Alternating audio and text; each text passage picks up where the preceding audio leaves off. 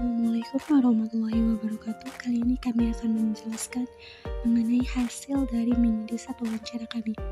Yang pertama, pengertian dan penerapan kurikulum Merdeka MTS Muslimin Bujur Picu. Adapun pengertian kurikulum Merdeka itu sendiri merupakan sebuah metode pembelajaran baru di mana para tenaga pendidik diberikan kebebasan lebih besar dalam merancang dan mengelola kurikulum sesuai kebutuhan dan karakter siswa.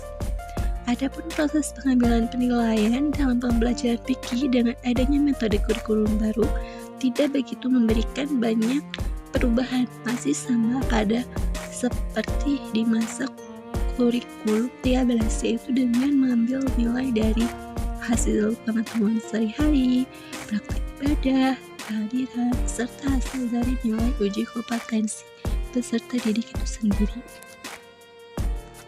Di sini saya akan memaparkan materi mengenai tujuan penerapan kurikulum Merdeka. Nah, mengapa sih kurikulum Merdeka ini diterapkan untuk mengganti kurikulum yang sebelumnya?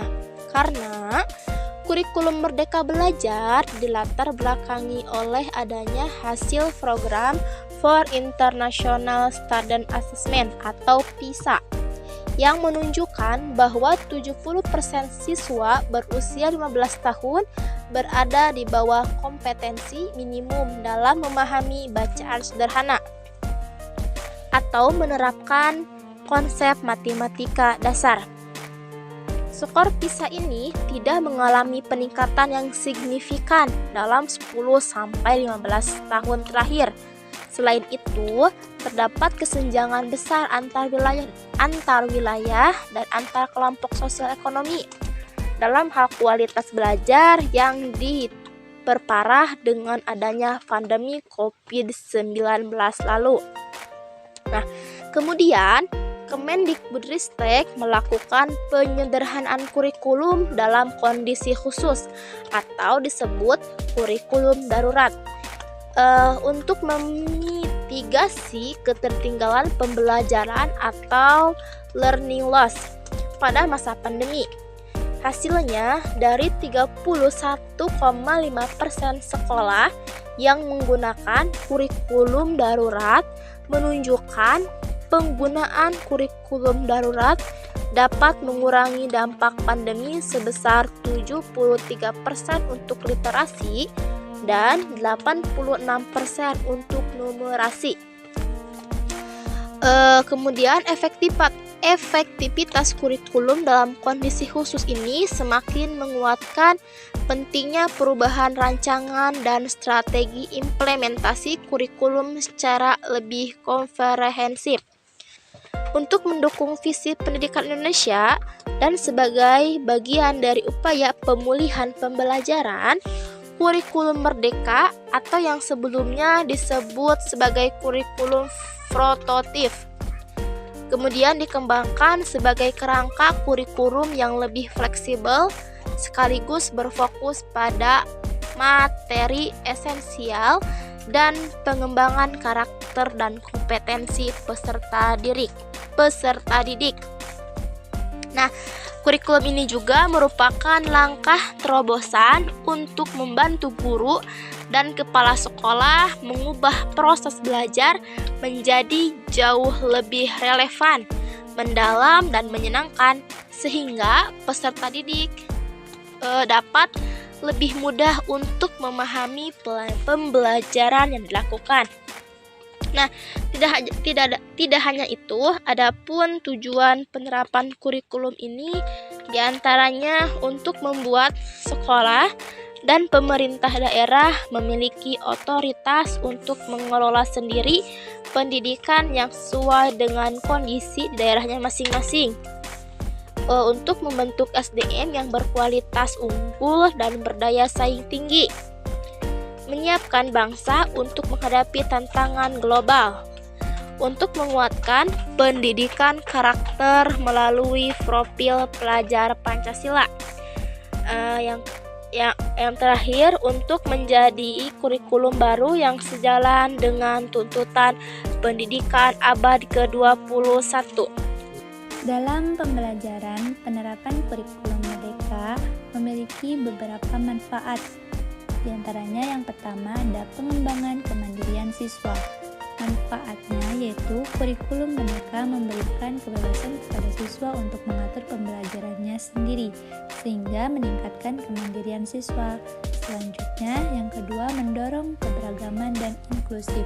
Manfaatnya, siswa dapat memilih topik yang beragam dan relevan bagi mereka, sehingga mendorong keberagaman dan inklusif dalam pembelajaran.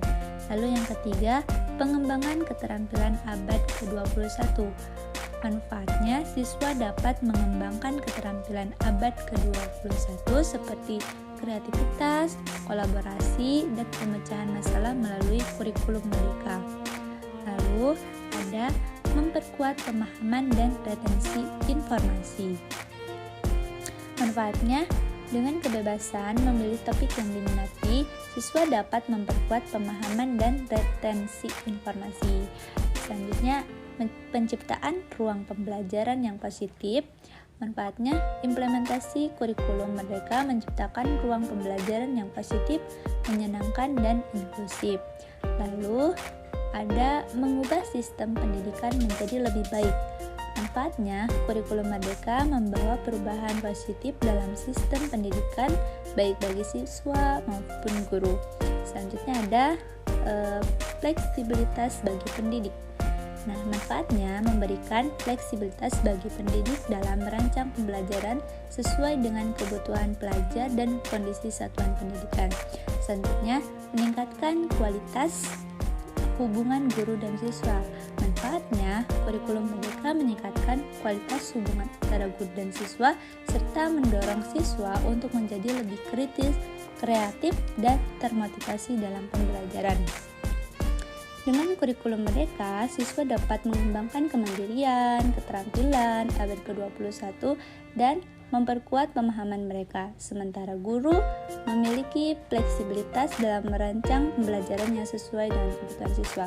Selain itu, implementasi kurikulum merdeka juga menciptakan ruang pembelajaran yang positif dan inklusif, serta meningkatkan kualitas hubungan antara guru dan siswa.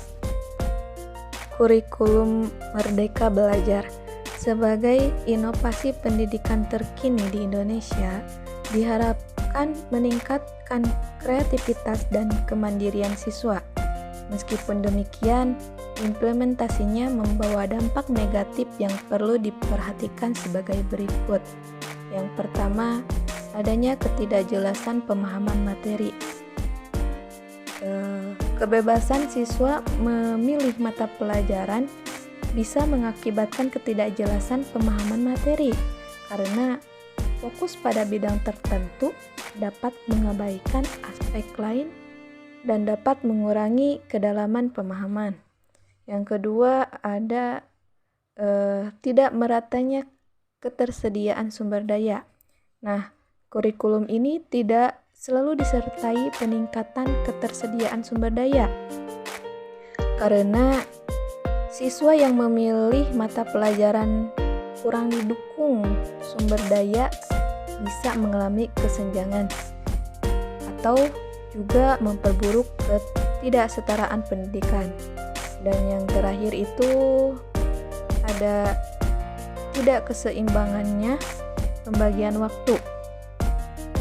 Manajemen waktu siswa yang belum matang juga dapat mengakibatkan pembagian waktu yang tidak seimbang, yang dapat mempengaruhi efektivitas pembelajaran. Meskipun demikian, kurikulum merdeka juga membawa dampak positif seperti perubahan pada pembelajaran siswa. Dalam penerapan kurikulum pastinya akan memiliki beberapa hambatan. Nah, hambatan dalam penerapan kurikulum merdeka dapat meliputi akan adanya keterbatasan sarana dan prasarana, perbedaan antara kemampuan siswa, kesiapan guru, dan kendala dalam soft skill guru pun mempengaruhi terjadinya hambatan penerapan kurikulum.